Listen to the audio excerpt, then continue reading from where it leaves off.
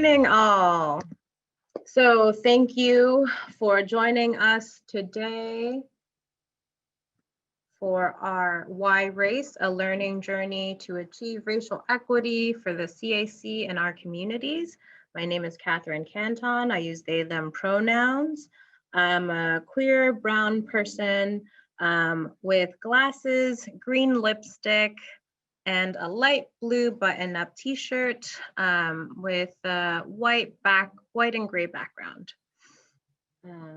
So I want to welcome us all today by starting with the land and people's acknowledgement.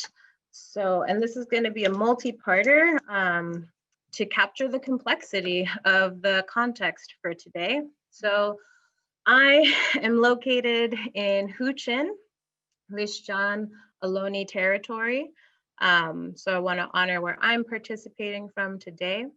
And then I also want to honor and speak the name of the true stewards of the land for where the CAC office is located as well. And those stewards are the Nisenan, Maidu, and Miwok, and many other indigenous people of that land. I'm new to the CAC and to working in Sacramento, so I am actually in process of learning and building relationships with the Native leaders in the Sacramento area. Also acknowledging that folks are participating from all over California, I want to acknowledge the Native stewards across the state and the land that they continue to steward and to fight for. I also want to acknowledge our African diasporic communities whose labor is the reason why we are here today and we benefit from. And also acknowledging our trans and non-binary communities and leaders who continue to fight and who have been fighting for liberation for all. I want to thank specifically my good friends and peers and colleagues, Devi Peacock and Rhiannon Evan McFadgen, and many other peers and colleagues for helping me develop this and continue to develop the land and people's acknowledgement that I share with you all today. The other thing is I wanted to provide a couple of tools for us. And as I said, I'm still in practice and the CAC is still in practice of developing our relationship with the land and with the Native stewards. So one of the tools that I'm diving more into is the Digital Atlas of California Native Americans, which is developed by the indigenous communities across California. So it's not a top-down historical context, it's really looking at documentation and storytelling from our Native leaders and stewards across the state themselves. So I'm continuing to dive into this tool and I encourage you all to do the same. So with that, I believe folks have been introducing themselves already. Thank you so much for joining us today. This is my first public CAC event, so I'm really excited to see who's here. It's really thrilling to see all these names and to see you all chatting with each other already. And I can't wait to nerd out on reading the chat transcription. So if you could introduce yourself with your name, your pronouns, the names of the Native stewards and land that you are joining us from, and any dedications you'd like to make. And if you want to include your organization, that is great as well. I also want to start us with this beautiful quote from Toni Morrison.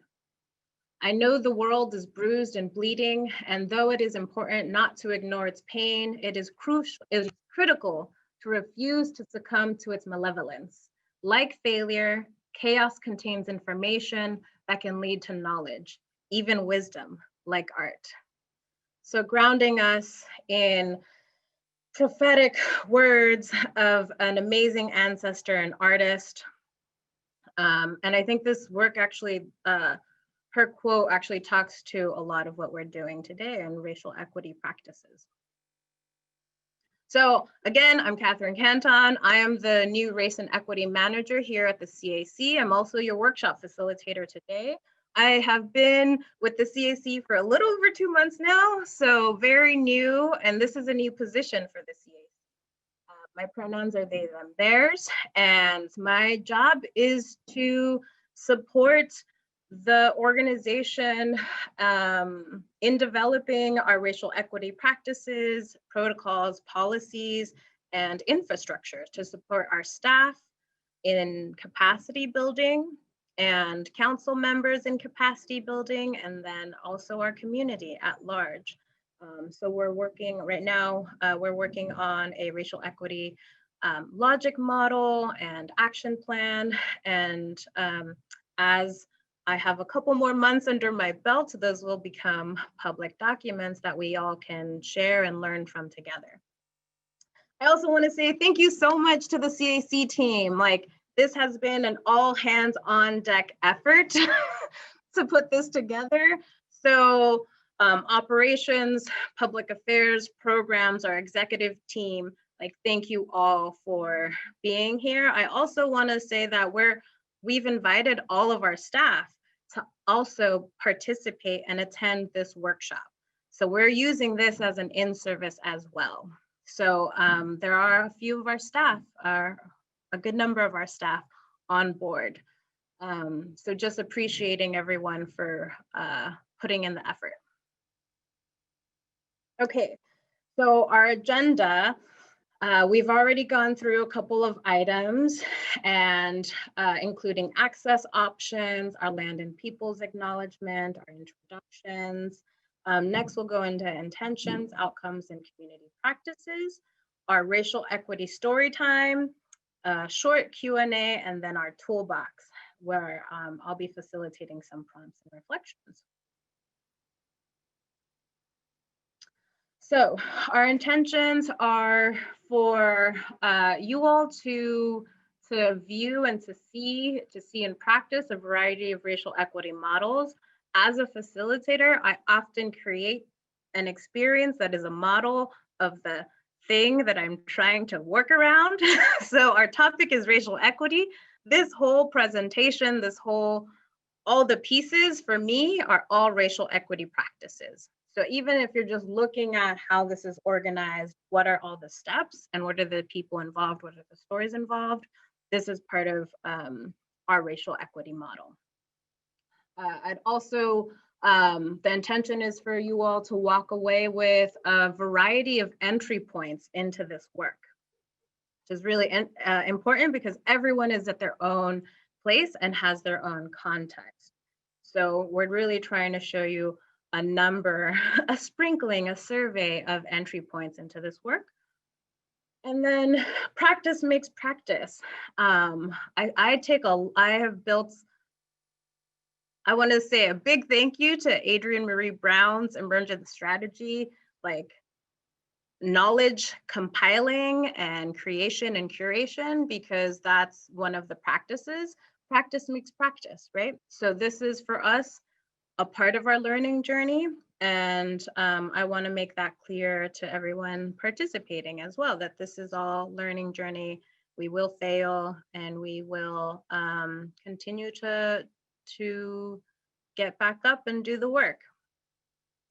Outcomes for today are to better understand a variety of racial equity practices and processes through some of the stories that you'll be hearing, to better understand why racial equity is the starting point for the CAC, and to start to use some tools that will help you develop your racial equity statement and your own process. All right. So I'm going to take a little breath. The next piece that we wanted to be really intentional around is our community practices. And we're all trying this on. And when I say all, and when I say community, it includes the CAC staff, myself, our presenters, and you all as attendees. So for us, we really want to start with community accountability. And the reason that that's important, and actually I'll start with what our definition of community accountability is. It is the process of being and staying in relationship with each other. especially in those moments when conflict comes up, when harm comes up, when hurt comes up.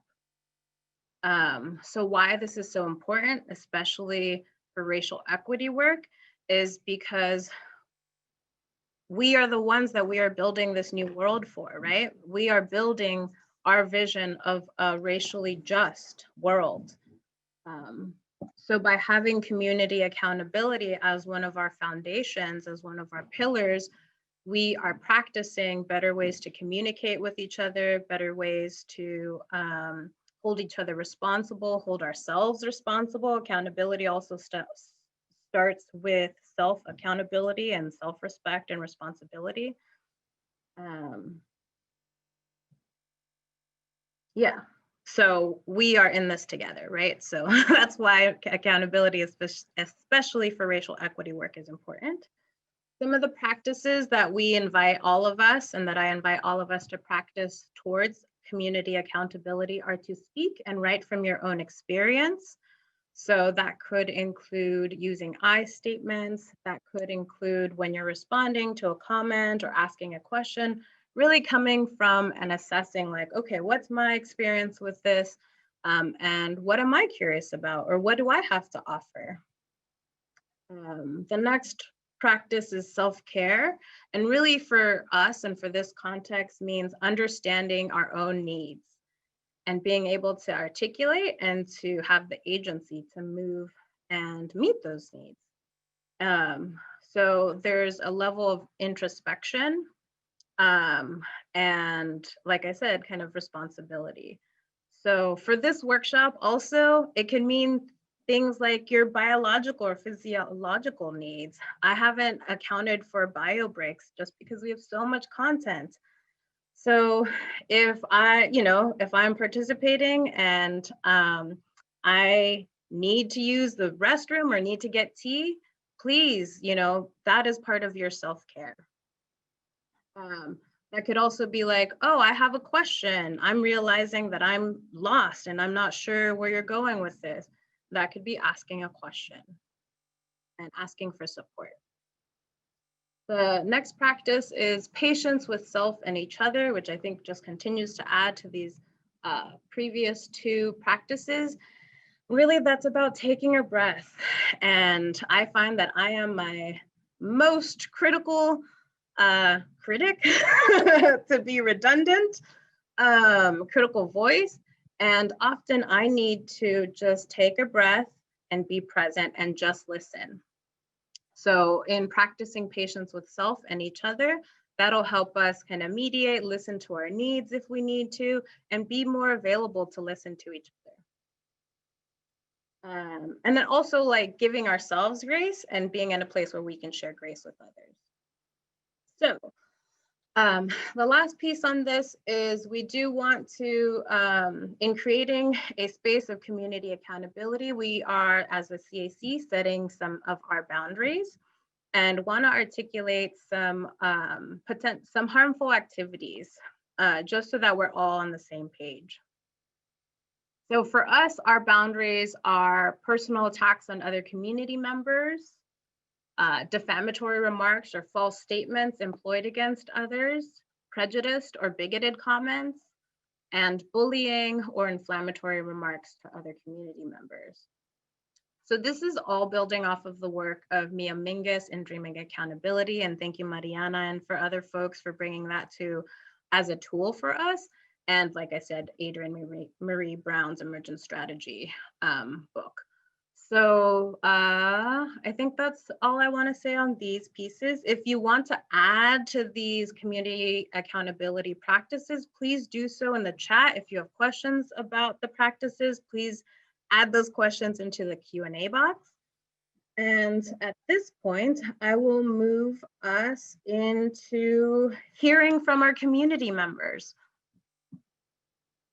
So the next part of our day today, our 90 minutes together, is to hear some stories from the CAC. So we'll start with Kathy Gallegos, who's a California Arts Council member, and she'll be sharing some of the council's racial equity learning arc. Thank you, Kathy. Welcome. Thank you for having me. Would you like me to introduce myself? Yes, Yes? Oh, please. okay. I'm Kathleen Gallegos. I am the founder and director of the Avenue 50 studio in Highland Park. I'm here in the corner of my studio workspace. I am a cisgender Puerto Rican with curly brown hair, and my pronouns are she, her, hers. I am sitting on Tongva Gabriel.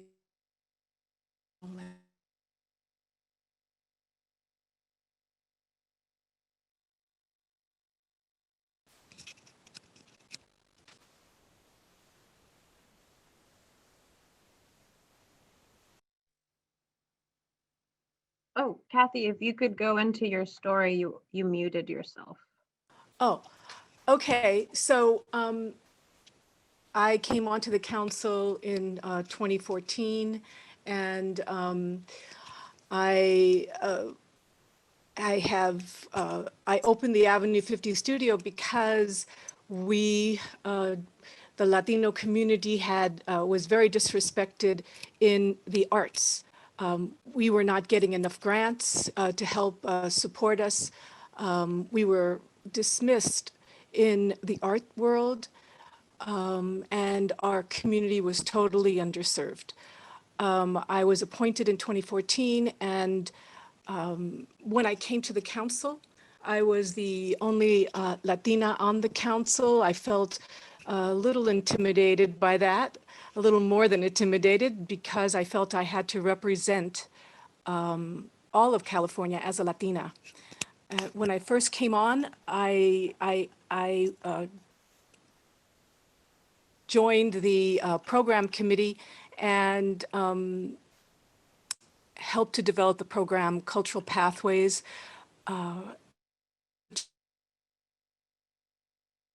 They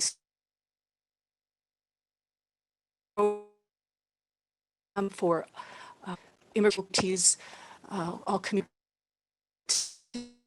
as a nonprofit, because we're a state that's changing demographically, and we need to grow our leaders of color to be able to help in the arts, lead the arts in California.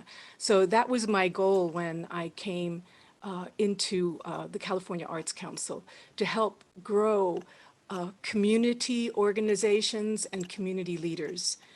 I found that it was a little bit of a struggle in the beginning. There was no focus on racial equity. People would call themselves multicultural, and but that was about as far as it went. I found that times started changing. Things started changing when staff started changing.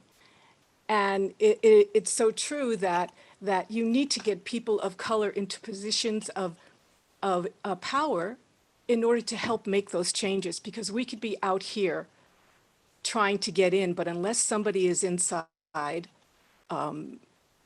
helping us, we're going to be knocking on that door, and we're going to keep on knocking, and very few of us are going to get in. So I felt that the change came about when more staff, more people of color came onto staff. And I was put, from the program committee, I was put onto the equity committee. When I first got onto the equity committee, it was pretty quiet. We were just kind of talking amongst ourselves, and nothing really was coming about with that. But you know, as I say, as soon as we've got more staff of color onto that committee, we started making some serious changes, looking at all of the programs throughout the Arts Council, and pinpointing where the inequalities for small, underserved organizations of color were, and trying to make those changes. We questioned things such as fiscal agency, the ability to use a fiscal agent on some programs. We talked about the match. We talked about data arts, and how these are sometimes barriers to small arts organizations and organizations of color. We were coming up upon our strategic plan, and we decided on the committee to develop a racial equity statement for the Arts Council, and then present that to the committee, to the California Arts Council, to the council, and then go into the strategic plan with speaking about looking at our everything in the California Arts Council through an equity lens. And I think we did a beautiful job. I think our consultant did a wonderful job in developing a strategic plan with a focus on racial equity.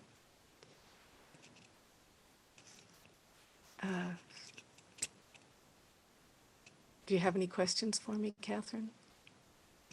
No, this is great. Thank you so much, Kathy. You had like 2 minutes left to go, so you did great. Thank you so much, Kathy. And if you do have questions, please put them, and I know you do, please put them in the Q&A box. So we'll start to harvest those for our question and answer. Thank you so much, Kathy. I just want to share some highlights. I was taking notes as you were speaking, and I really appreciate that you were coming in with the intention and the goal on the council as growing community organizations and leaders of color, and really identifying and moving towards having people of color in positions of power.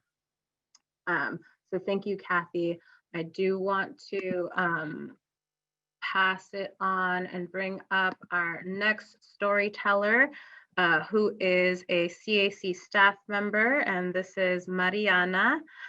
Mariana is in our Arts and Corrections program, runs our Arts and Corrections program, actually, and is going to share their perspective of the staff story of our racial equity arc so far.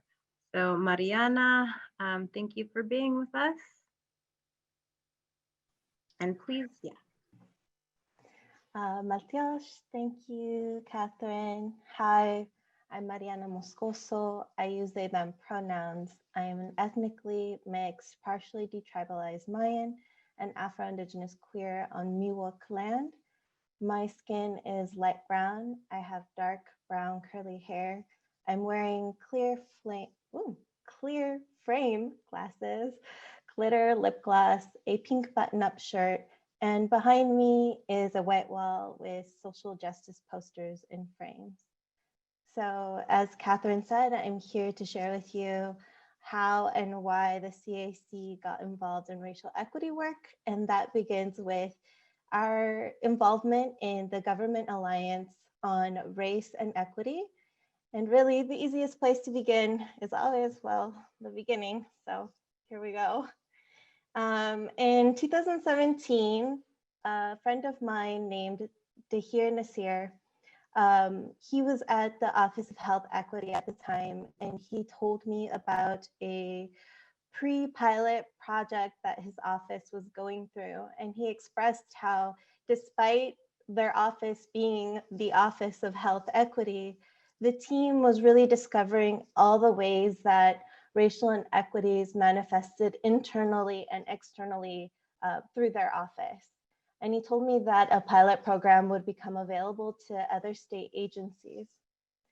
A few months later, my friend sent me this flyer, which I then shared with Ayana Kibori, our deputy director, who at the time was an interim executive director. And being the amazing leader that she is, she loved the possibility of this pilot program and decided to attend the introductory meeting.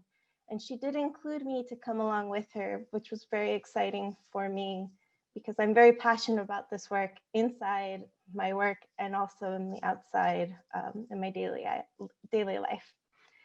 So at this introductory meeting, we learned about the intention of the pilot program, and in not so many words, it was really for the state to engage in transformative state policies and practices to undo the inequities that lead with race, because it is the single factor that is embedded into all inequalities. I'll never forget how Ayana and I were super excited to leave that meeting with that possibility not only to transform the CAC, but the possibility to really transform our entire society. We literally walked away skipping from that meeting. So in January 2018, we started the GARE program with other 19 departments and agencies. And since we're a really small agency, we had a really large GARE team. That means that most of our staff was really part of it. Most of the departments and agencies had between 10 to 15 people, and we had almost all of our staff if we had 15 people, because at the time we were 22. It was a great opportunity where each of us took turns to lead in the process of the our internal meetings for race and equity. And in these meetings, we helped create our initial racial equity action plan, which really focused on training, which is both internal and external, our organizational commitment to racial equity, workforce, policy, and data and evaluation.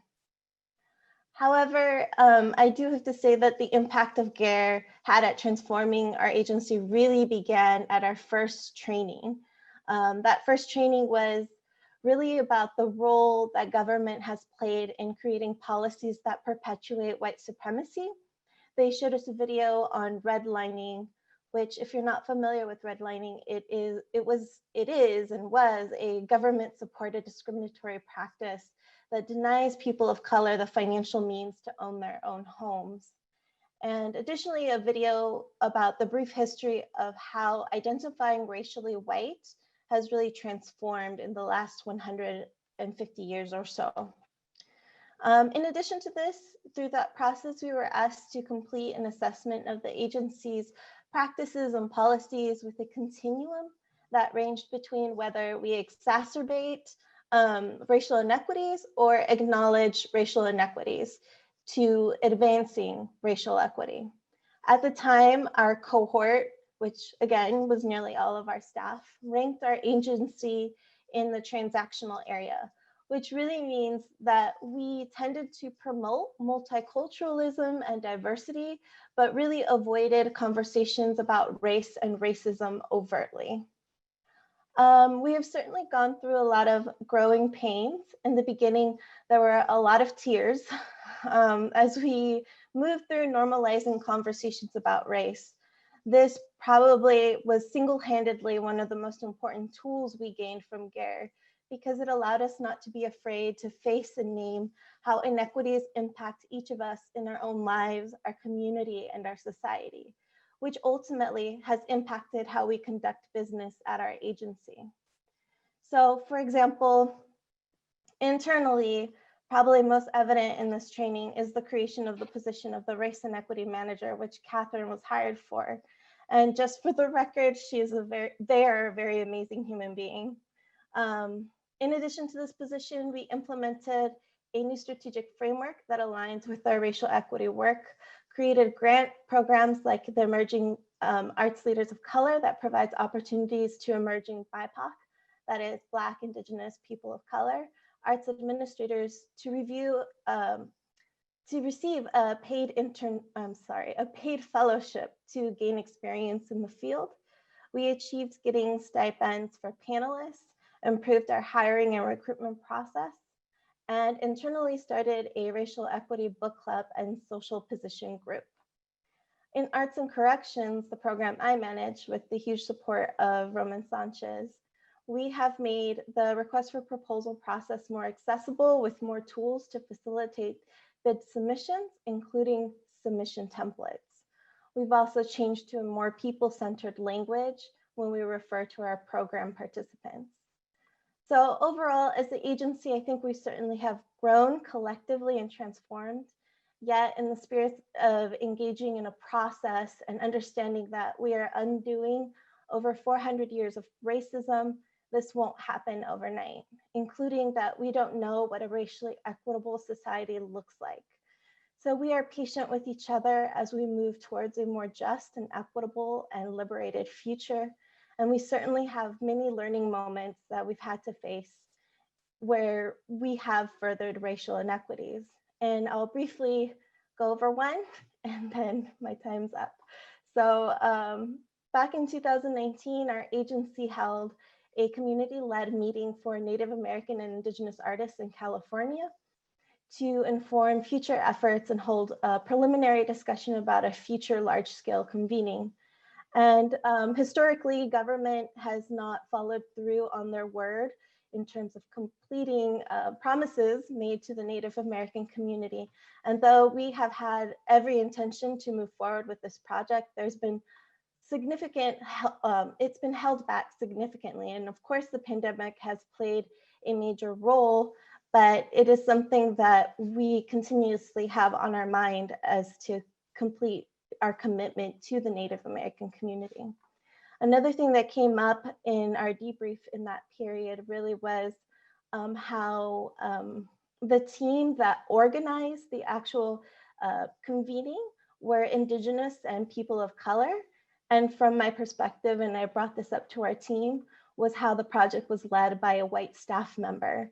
And when we debriefed, we talked about the importance of how someone who's Indigenous or at least BIPOC should have led that meeting, considering that it was for the Native community. So like I said, we are always in a learning process, and we will continue to re-examine and look at what we have done to continue improving our practices and policies to the community. Thank you.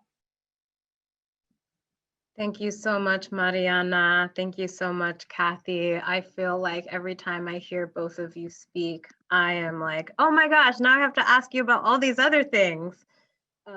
So like I said, very much in a growing practice, and thank you both for sharing really tangible learning moments and tools that have come out of those learning moments. Some notes that I took from your story, Mariana, is we don't know what this racially just world will look like. So part of that is having patience with each other and also completing our promises to Native leaders and Native communities. So thank you so much for our CAC representatives. Again, if you have more questions, I know you do, please put it into the Q&A, and our moderator, Ayana, will be harvesting and curating a couple of questions for our panelists to respond to. I want to move on to our second set of racial equity storytellers, and they will be also sharing. So you heard about our process, which I'm still learning about, and I think is important for us to be really transparent with our community members around what we're doing, what we're investigating, what we're prioritizing and investing in. And it's also, we're a state agency, we're a government agency. So racial equity looks really different for us than different organizations like nonprofits, community-led nonprofits. So we wanted to provide you all with a spectrum of stories. So I'm gonna invite up Rhiannon Evans-McFadden from Emerging Arts Professionals, and they'll be sharing, Rhiannon will be sharing more of like developed frameworks and tools and practices and how EAP got there. And then we'll move into our next presenter after that with Nanette and Chad Hunter at We Heart Art Academy. So if I could invite up Rhiannon, welcome, and thank you for joining us. Hello. Full disclosure, I'm feeling a lot of pressure to sound very eloquent, and it's not going to happen. So just letting you know that right now. My name is Rhiannon Evans-McFadden, or Rhiannon. I use she or they pronouns. I have medium brown skin, round cheeks, brown curly hair. I'm wearing a blue shirt that is indigo dyed by myself. I did this. and in front of a white wall with some artwork, some black and white artwork in the background. I am wearing almost no makeup except for some black eyeliner, and I think I look sleepy, but I don't know. I'm calling in from Yelamu, the traditional land of the Ramaytush Ohlone people. This is the place where I was born, and it is what is known on colonizer maps as San Francisco. If you ask me what I am, I would say I'm a curator. It's the title that feels like who I am. It is what feels most authentic to my identity internally. And yeah, so I will start with this poster that you see on here. Always be a little uncomfortable. This is a poster that was created by Related Tactics. It's a San Francisco-based, although now I believe they've been scattered throughout the nation, but a San Francisco-based collective of artists who created a series of posters a couple of years ago that was advice from the arts community. We were all invited to bring in some sort of advice, and they made these beautiful posters. And this has been my experience and my advice for everybody sort of since childhood and on. Always be a little uncomfortable, and really the concept of productive discomfort is the part of, it's part of me, and it's in everything that I do.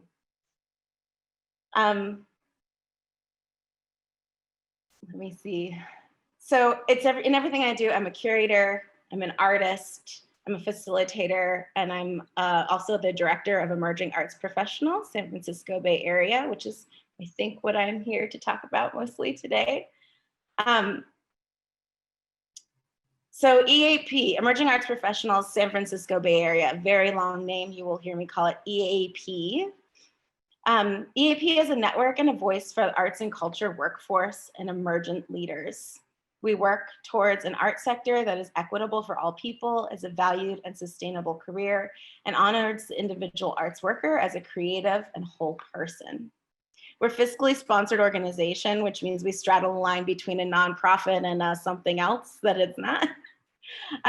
We have a tiny staff, which is me, or sometimes me and one other person.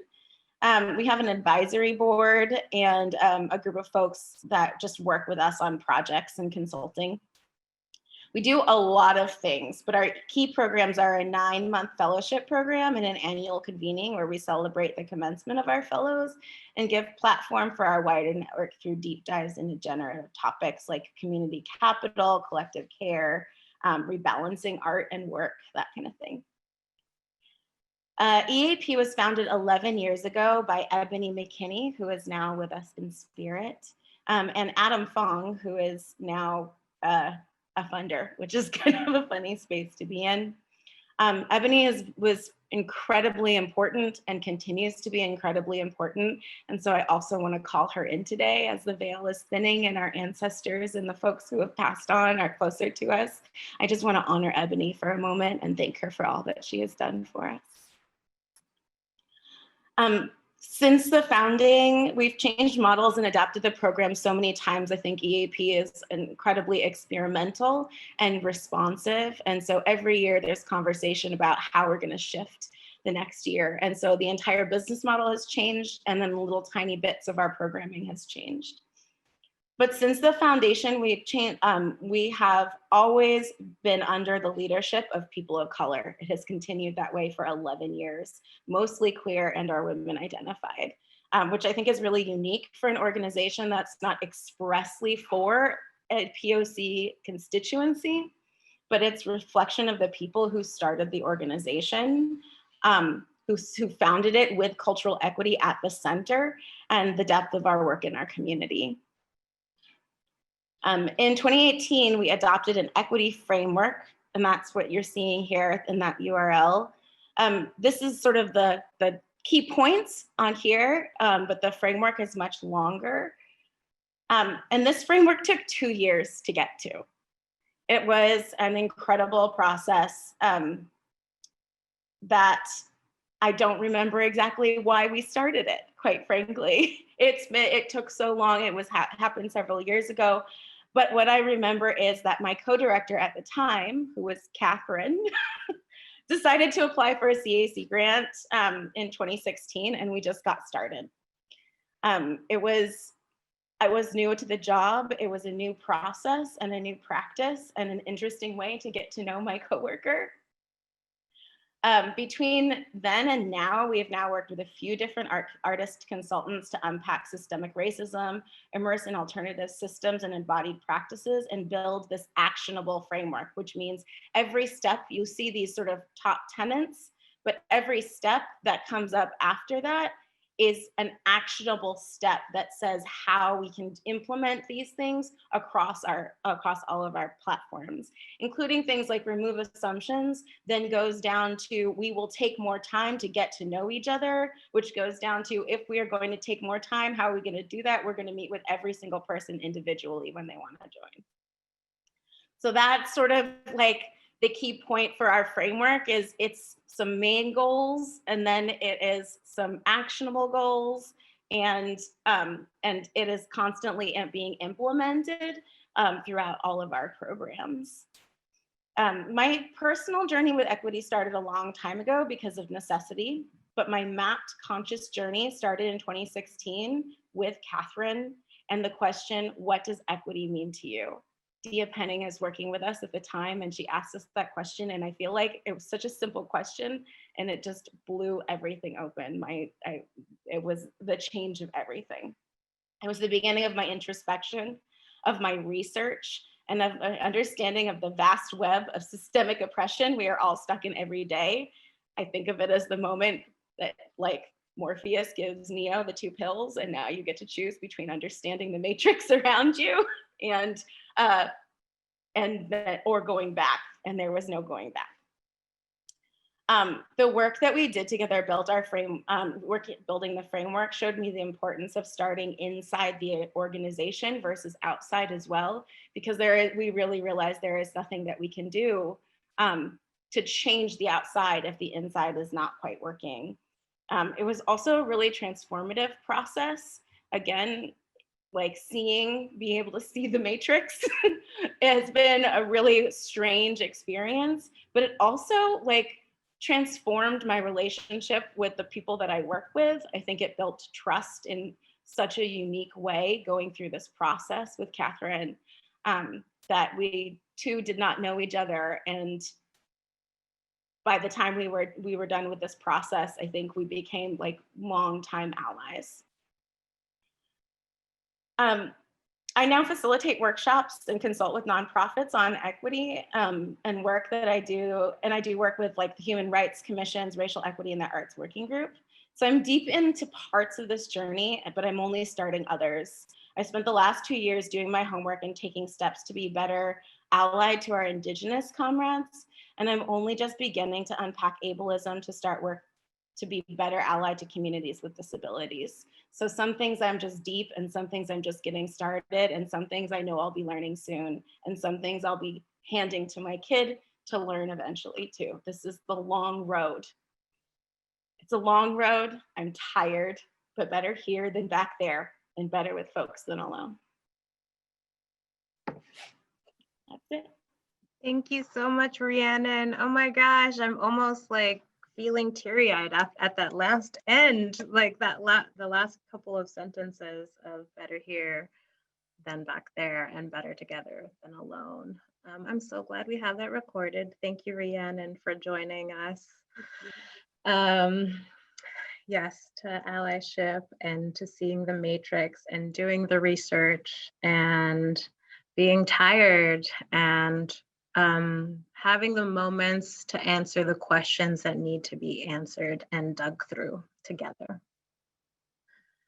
I'm going to invite our next community presenters, Nanette and Chad Hunter from We Heart Art. And really, they're going to share their story from a different part in their learning journey arc or learning arc, however you want to put it. and really starting this work, starting to unpack the language, unpack the intentions, unpack the practices. So thank you so much, Nanette and Chad, and I'm going to pass it off to you. Great, thank you. So, hello, my name's Chad Hunter. My pronouns are he, him, his. I'm a white male with glasses and gray hair. I'm wearing a long sleeve button-up shirt with sleeves rolled up, and I am wearing pants.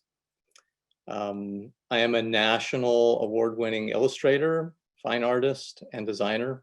I also teach higher education, and that's really where my racial equity learning began 8 years ago when I began to apply for teaching positions in higher education. I'm happy to be in this space with you, learning together.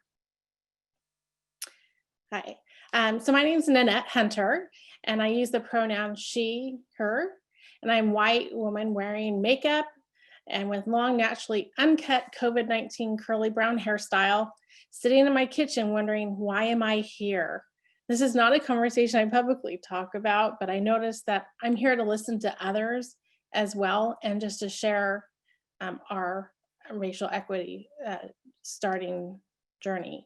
I'm an inclusion specialist who's passionate about providing supports, tools, resources to promote equity, inclusion, and access, with a belief that all want to succeed. And since starting California Arts Council and joining them, I started questioning my understanding of racial equity and wondering how to figure this out. How can I learn more, and how can I incorporate that into our program? So we are both co-founders and co-directors of a small business sole proprietorship based out of Manteca called We Heart Art Academy. The business is 2 years old. Through Arts and Corrections, we're a coordinating organization for the California Arts Council. What we do is we offer workshops taught by local professional teaching artists to incarcerated community members. Our workshops include murals, dancing, painting, drawing, and literary arts. We both are the decision makers.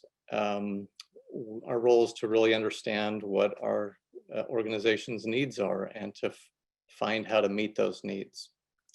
Our vision is similar to our alma mater, Brigham Young University's motto, enter to learn, go forth to serve. We are just beginning our racial equity learning journey. Some things we strive to do is to start where we're at, to ask questions along the way, to identify our resources from multiple points of view, to make a plan to apply knowledge, to evaluate multiple methods and recreate a new vision, and then move forward again. So what we realized is that we had to start our own journey, our personal journey in this racial equity understanding. So as we did 3 rounds of proposals for California Arts Councils, we noticed the weakness kept coming up, weakness in cultural competence, equity, and inclusion, but yes, still improving. And so we're like, how do we apply our value of creating a sense of belonging in our program? How do practices? And what does that really mean? So we realized that we do value racial equity, and that is our vision, but how's the language and framework? And we just don't know the language and the background, and staying within our own circle, and realized that we needed to get new perspectives of this understanding. The photo here, it's description, we've recruited a diverse group of local teaching artists where as we hired one person, they helped us network and find more people and have an amazing artist team that's comprised of 14 teaching artists who speak 5 languages from 5 countries, 6 individuals who identify as women, 6 individuals who identify as man. And then we had to ask ourselves as a team, but also for ourselves, what's our priority focus? Our biggest overall need at the moment in this journey. And we realized we can't focus on everything, but we just wanted to just start. So we had to find those tools and resources and get outside our circle and listen to whoever would speak to us on this topic, and be willing to engage in workshops, trainings, talk with people outside our circle and have these courageous conversations, be willing to listen, be vulnerable, and apologize when we make mistakes. So in January 2020, we had the California Arts Council kind of did an evaluation for us, and we found out our strengths and weaknesses, which was really helpful. And so in February of this year, we organized a conference to address those weaknesses. And the vision of the conference was to provide an opportunity for all of us in our organization to gain new understanding, to listen to one another's experiences, try to make connections, try to understand the work, the people we serve, the environment, and really become understanding the culture. So in this conference that we organized, we had to find who are the best resources, and we appreciate California Arts Council's supporting in the funds and helping us create this for ourselves and identify our needs, bring those people in, and allow opportunities for unstructured and structured conversations at this conference, able for us to, the overall feeling of help everyone feel included and valued and share and listen and provide those opportunities that everyone could be heard and everyone's perspective was valued. And so whether it was sitting in a circle, not having the podium, but having guest speakers and honest conversations, and allowing that space to talk about what is our understanding about working. So it seems like we're going in the right direction from responses from our participants. We're learning to be patient with ourselves, with others, to provide team members opportunities to grow. And so what we realized is that we had to allow, as we're on our journey, and just to start, we invited all our team members here. This is a picture of our conference at the end, to start their journey and take responsibility in their understanding and apply that. And then we have the questions, we just want to encourage everyone who can join with us in this journey. Who can we call on and follow when we need a mentor, and how can we find people on the same path in this journey? And we appreciate all the support that everyone has given us, and being patient with us and trying to reciprocate that patience and with everyone moving forward. So thank you, California Arts Council, for helping our organization start on this journey. Thank you so much, Nanette and Chad. Again, I took some notes and really appreciate the highlight of you all starting with your own journey, right? I feel like that touches back onto our community accountability. Like, where am I coming from? And where do I need to grow? What are people saying? Hey, there's this thing here that you could do some work on, and that you all were courageous enough and patient enough with yourselves and with your organization, and brought in your team to ask those questions. And I love that you pulled out the sitting in a circle. I just could see that, and that's such a beautiful practice of sitting in circle with community members. So with that, thank you so much, community presenters and CAC staff. We have a few minutes for a Q&A, and I'm gonna give us 10 minutes still, because I'm like, ooh, now I want to hear all these questions. So I'm gonna pass it on to Ayana, our Deputy Director. Hello, everyone. I am Ayana Kibori, and I'm very enthusiastically happy to serve as the Deputy Director of the California Arts Council. My pronouns are she, her, hers. I am a brown-skinned African-American woman with a oval-shaped face, wearing dark-rimmed glasses, readers, and is standing in front, or in a paisley brown and cream-colored dress. And I'm standing in front of I'm actually sitting in front of a round-shaped turquoise-colored mirror and a hanging mobile of air plants and glass round orbs. So I have been listening to this presentation and been so excited about everything that's been stated. And while I've been looking at the question and answers, I wanted to thank all of you for standing and being in community, because many of you are answering questions that people are posing. And I know that that will continue as you develop this collegial relationship and work in community. So I'm gonna, because we only have a limited amount of time, I'm just gonna pull out some highlights that I think hopefully everyone that's on the panel could feel comfortable to maybe add to responding. The first one is, oh, before I do that, I want to share that many of the questions that you have are kind of logistics. Where's the race equity statement for the California Arts Council? Where's the strategic framework? Is there a decision support tool? For the first two, those are all on our website, so please look at our website. It's there for you.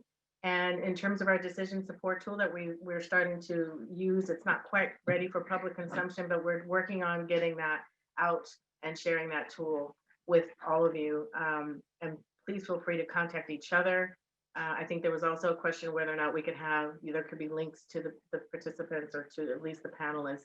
So that's something to follow up on, that we will. And there will be answers. There'll be a FAQ developed at the end of this and available to answer and respond to all of the questions. But for now, I think I want to jump into a question that was posed. So one, Yuba Sutter Arts and Culture serves a very conservative area. As the Arts Council for 2 counties, we are looking to broaden people's minds. And I'm struggling on how to do it effectively. How can we begin the process of changing minds without driving the people we seek to connect with away? We recently did a social media campaign around hashtag Black Art Matters. While we got a lot of good feedback, we also received a lot of kickback.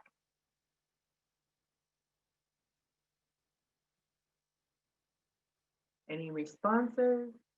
I guess I'll turn it back to you, Catherine.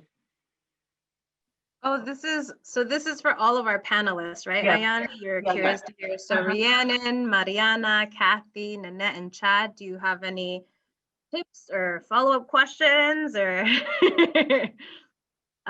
yeah, any responses to that question and statement? Go for it. I'll just jump in real fast. You know, the process is going to be, it's going to be tough. It's going to be hard. Racial issues are very hard for people to discuss. And so I think it was, I can't remember, I think it was Mariana who said, this is going to take time. We don't know what the future is going to look like. It's going to take time. And so that's what I would say to that county. And what was it, Yuba? Did you say Yuba, Ayana? Yes. Yeah, it is going to take time, and there will be a lot of problems, but like Rihanna said, you know, it's better, you know, we're going to be moving forward. It will always go forward, and eventually, you know, we're going to be asking the counties to join forces. You can only get stronger if you join together and be more inclusive in the arts. And when we get more people involved in the arts, I think that's when you can see more money coming into the arts also, because our legislators, they'll see that we are being, you know, we are uniting people, we're not dividing, and I think you'll get more money into your communities. I also just want to say something real quickly to the We Heart organization. I loved when you said, as you hire one person, they will tell you of others. And that's what I would like to suggest to you, to go out there and look for one person to hire, to bring in, and then they will help you to grow. Thank you, Kathy. I'm going to move on to another question so we can get as many of them asked in this short time frame. The next one is, how do you integrate the council and the staff statements, race equity statements? How do you incorporate the voices of many stakeholders in an organization's process?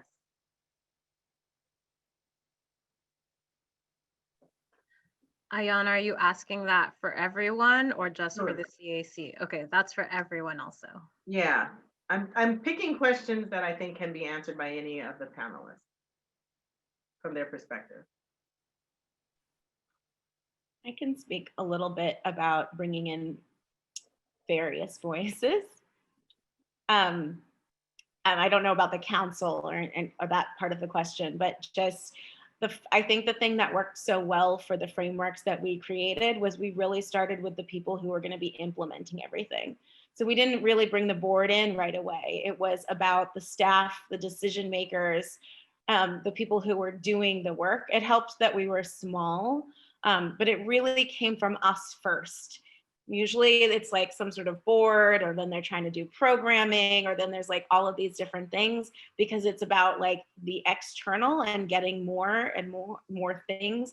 And we were really about like really shifting ourselves, the two people who were going to be interfacing with everybody else.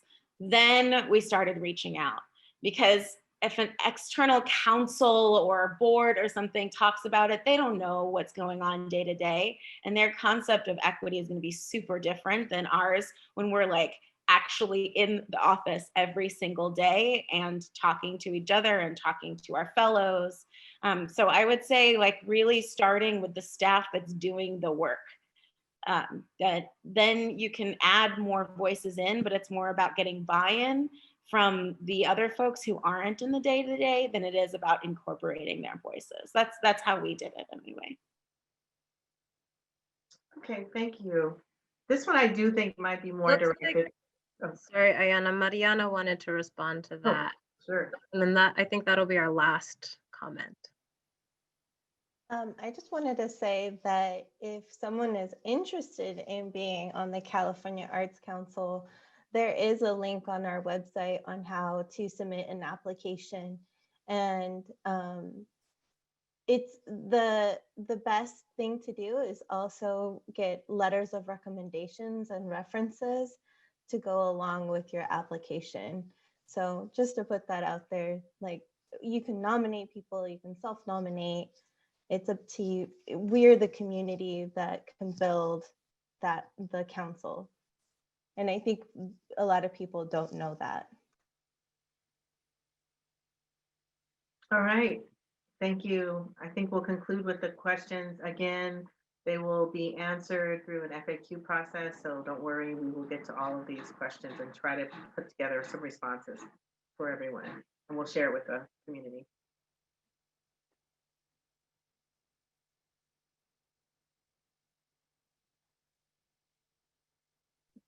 Sorry, Zoom was talking to me, so I had to respond. It wanted something from me. So thank you, Ayana. Thank you, our panelists, so much. If there are questions that in the chat that we didn't, or in the Q&A box that we didn't get to ask you all and get your perspective on, I'll make sure to follow up with you and to share kind of some of our responses as well. So thank you so much. And thank you, Ayana, for stepping in to be our moderator. I'm so excited to hear more of these stories. So we are going to move on, and we're actually going to pass it back to Ayana.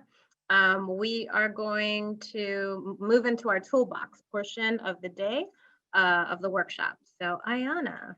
Wonderful, thank you so much, Catherine. I wanted to just have a moment to introduce you to one of our newer staff members. Angela D. Alforque has come to our CAC community as the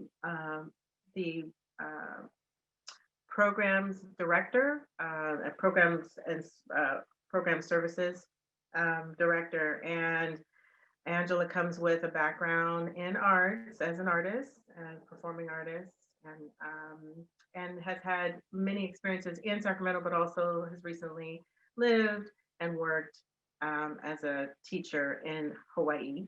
And so I'm very grateful that Angela has joined us in this new role, expanded role. As we looked across the agency and what the needs were, we realized that we needed to expand the role and the support that was offered to the programs team. So that is what this new position hopefully is offering to everyone, and we're developing it as we go. So welcome, Angela D. Alforque.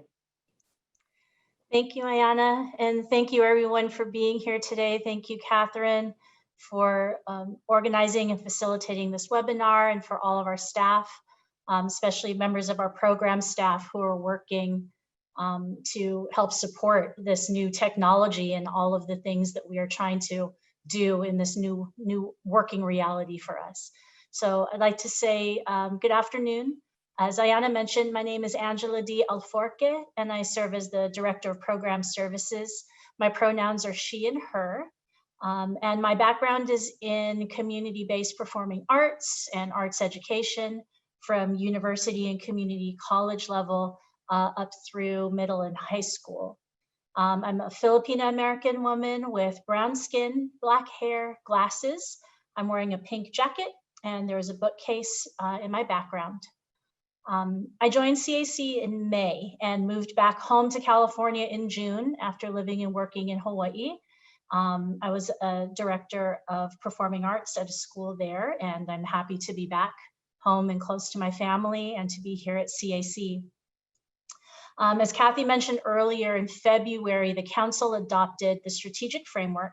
In it is the, you can find a new mission statement, vision, value statements, aspirations to guide future work, as well as the full text of the racial equity statement.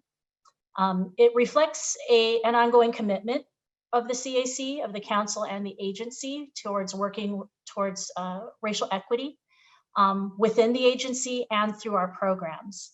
And then last September, at the September 10th council meeting, the council took another step in this framework and with these aspirations by voting to include our racial equity statement in all of the upcoming 2021 grant guidelines, and to require each applicant organization to submit its own racial equity statement in the applications to these grants. Now, this requirement will appear in the online application as a text box to be completed, and it will serve as one of several screening criteria that together determine whether or not an application is forwarded to the panel for review. And the intention for this requirement is for us at the agency, CAC, and also the council and our partners to develop a conscious shared effort and a conscious language for racial equity in order to address systemic racism. And I'm also, because I'm still new, I still consider myself very new, I'm at the beginning of this journey with CAC.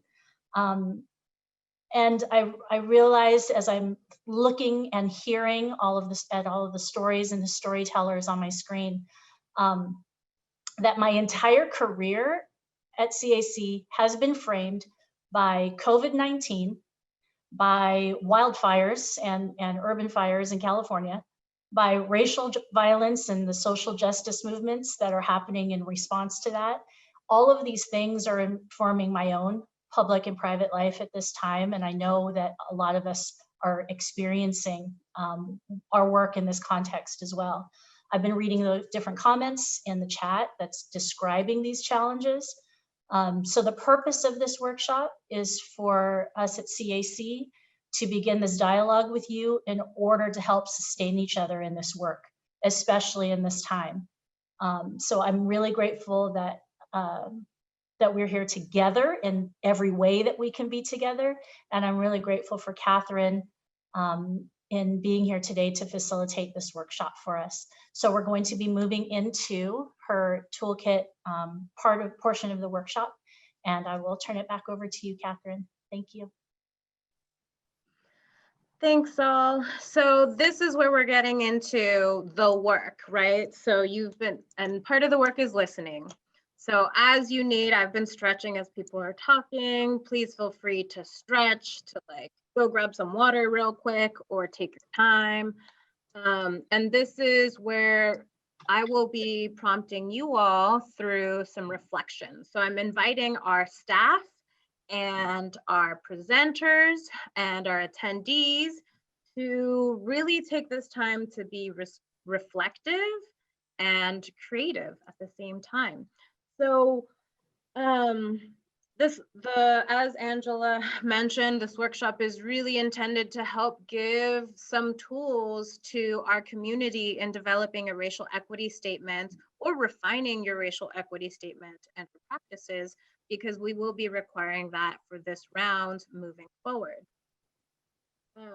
So I just want to say this is a starting point. So this is like, for me, I'm like, I don't know what course is before 101, but this is the prerequisite before 101 for racial equity work.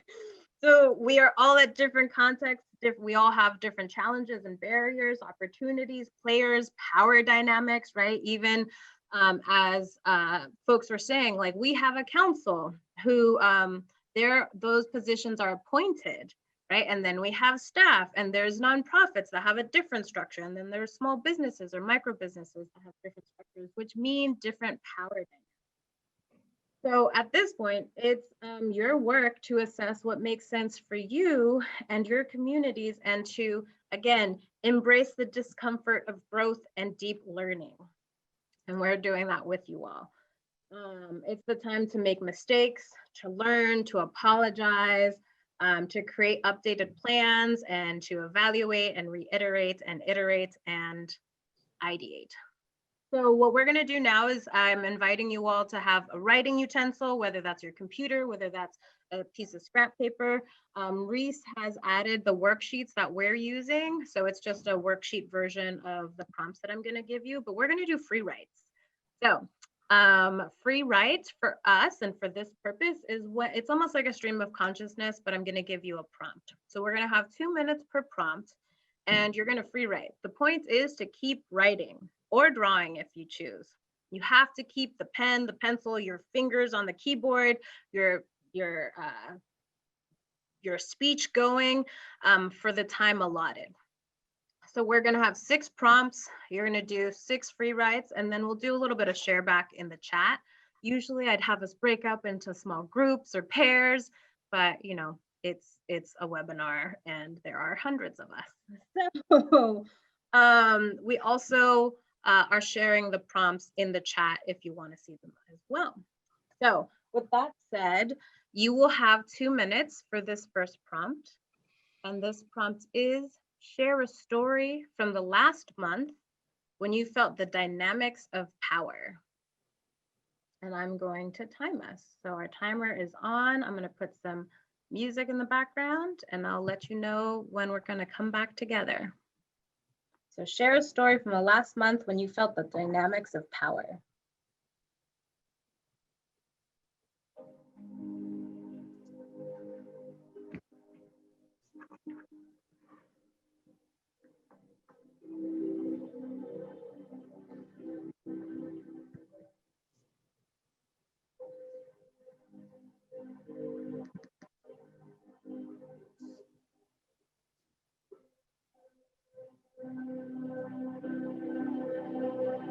And if you can't think of anything to write, just write and or something until something comes.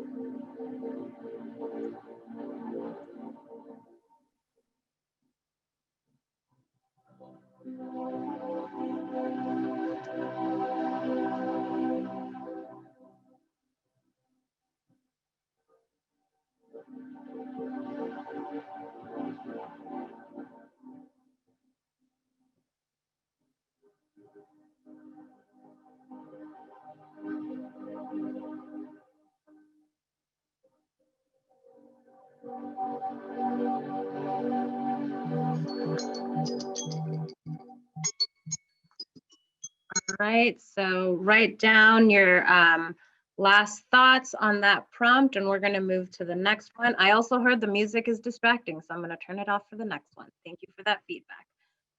So the next prompt you'll also have 2 minutes for is share a story that illustrates your understanding of how systemic racism in the arts works. I know, an easy one. This should be from your lived experience. If you aren't sure how it works, write about that. So you have 2 minutes.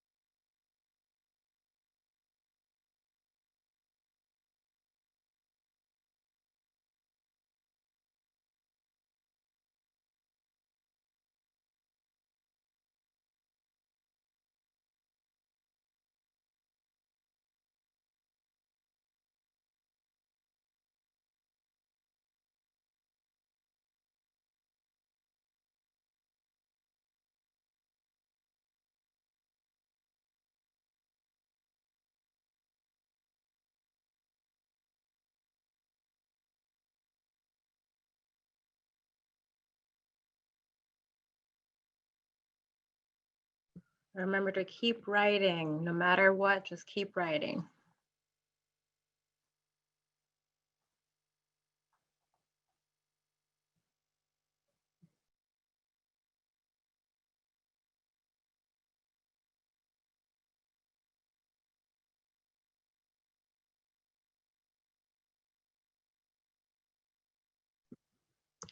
And start finishing up that thought so we can move to the next prompt.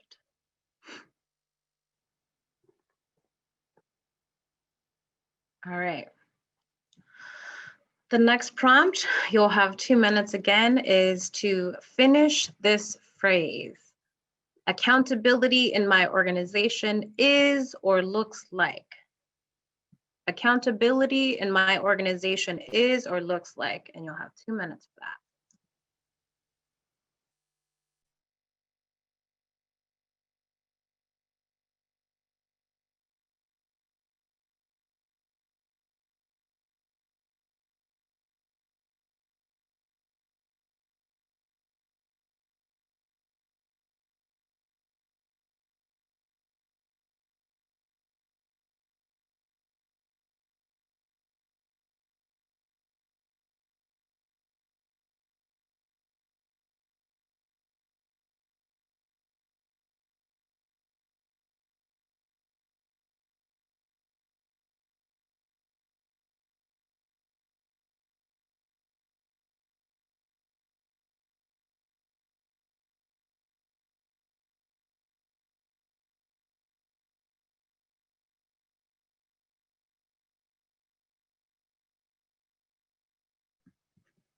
Keep that pen on that paper or that pencil on that cardstock or cardboard, or keep typing.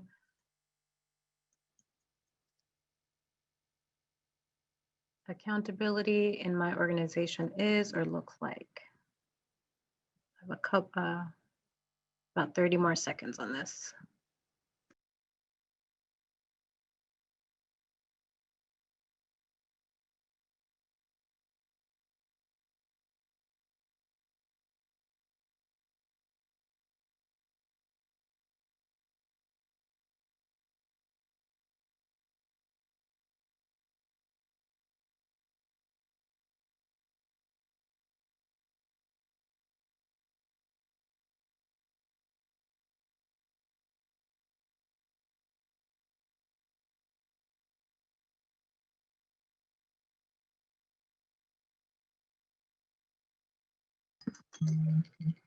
Beautiful. So our next prompt is, what areas of the organization have the community asked you to improve on racial equity outcomes or processes? And you'll have 2 minutes. What areas of the organization have the community asked you to improve on racial equity outcomes or processes?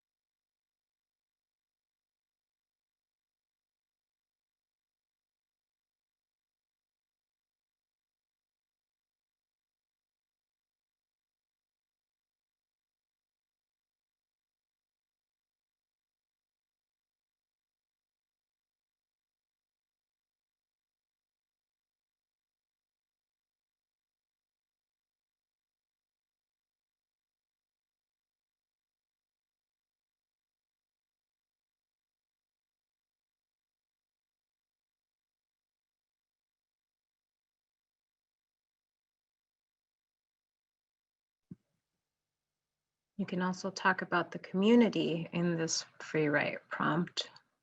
If you're getting stuck, who is the community? What are the ways that they respond or communicate with you? I have about 30 seconds left on this one.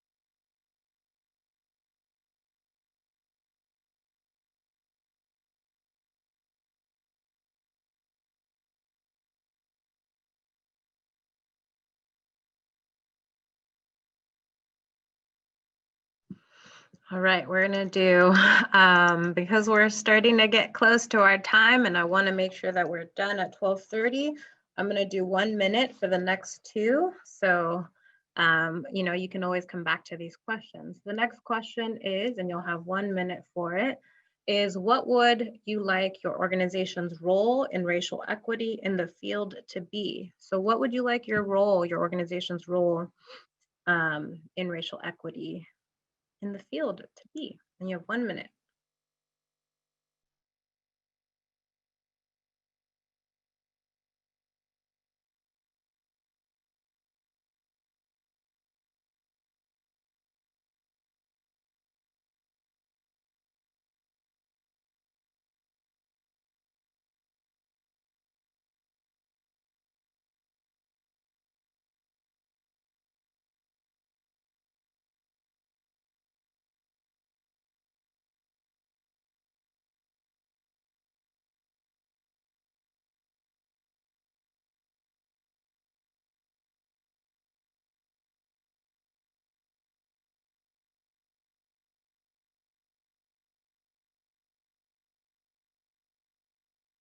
About 10 seconds left. So wrap up whatever thought, question, concept, image was coming up for you.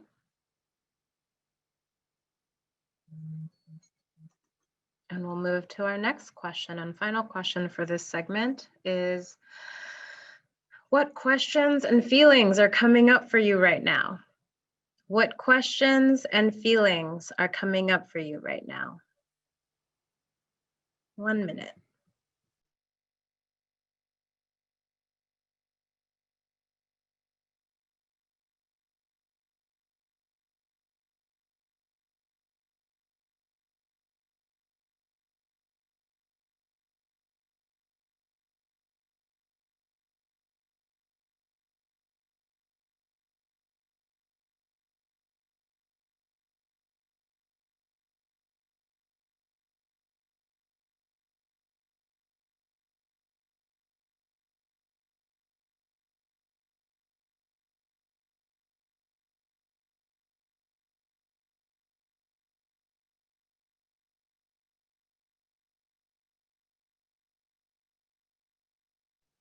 About 10 more seconds on that. Keep writing, keep writing.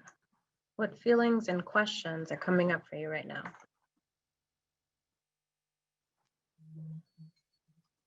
Beautiful. Feel free to finish that thought, that word, that sentence, that doodle, that diagram, that whatever it was. And I'd love in the last few minutes we have together for you all who are interested in sharing, please feel free to add in the chat any of the reflections you had, whether it's, I'm specifically curious to hear what questions and feelings are coming up for you all. So I would love to see that if you're willing to share. I see some responses from the community improvements questions. I'm just so grateful for you all to be present and build this space with us.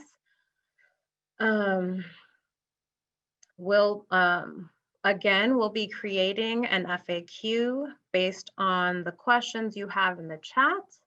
I mean, in the Q&A box that we weren't able to get to. And yeah, I'm just feeling really grateful. So really grateful for you all being on this journey with us. However you want to share how you've been introducing yourselves to each other as participants, as attendees, and then our panelists. Thank you for all of this, the wealth of knowledge and experiences and the labor of doing the work day in and day out. And really, I hope that you all are all taking care of yourselves. Or asking people for help in taking care of you when needed. I have a problem with that, so that's why I added that. What's next? So, oh yeah, always want to bring in James Baldwin here. So again, we started with a quote from an amazing prophetic Black artist, and I want to end with a quote from an amazing prophetic Black artist, and both of them are writers actually, I just realized. So not everything that is faced can be changed, but nothing can be changed until it is faced, by James Baldwin. And again, this is so crucial to our work in racial equity, practices, processes, and culture change, right? Envisioning this new world, this racially just world that we want to dream into. How do we get there? One step is to acknowledge what's in front of us and the paradigm that is holding us back, and acknowledging white supremacy, acknowledging racial injustice, oppressive systems, and acknowledging our different roles in those systems. So we are going to be sending out a feedback survey. So some of you responded to a pre-event survey. We'll have a post-event survey, so you can add more questions there. Also, if you have time in the chat or want to share it later in the feedback survey, please do add any resources, whether it's your own racial equity statement, whether it's your own racial equity practices, toolbox, or resources, or if similar to Rhiannon and EAP, you are a consultant and you are available to talk about, some services that you could provide and consulting you could do. Like, please do share those resources with us as well, because I am developing an FAQ and a resource list for you all. And that will be available on our website. So we'll be sending that out, probably the feedback and survey, and then link to our resource page and this webinar recording with the transcription text and bilingual worksheet mid next week, I believe. So also, what's next? Oh my gosh, it's already 12:30. Okay, I gotta wrap up. What else is next is do this exercise with your decision makers. So if all of y'all were here, great. The next step is debrief. The CAC, we are debriefing on this workshop in 2 hours. So we're here and now we're gonna debrief on it. So we all get to learn together. So I encourage you to do that. Draft a plan to honestly and authentically, respectfully engage a few community members in this process if you haven't already. As folks said, you start to invite one community member in, you'll have more that they'll be able to suggest potentially. Our grant programs and our guidelines specifically for the racial equity statement requirements and everything else will be released before the end of this year. And like I said, I'll be sending out some more resources later. Thank you all so much. I'll keep the chat open for a little bit so people can share resources. And I'm very grateful to be in space with you, and take care and be well. And yeah, just sending healing, protection, and light to all of you. Thank you.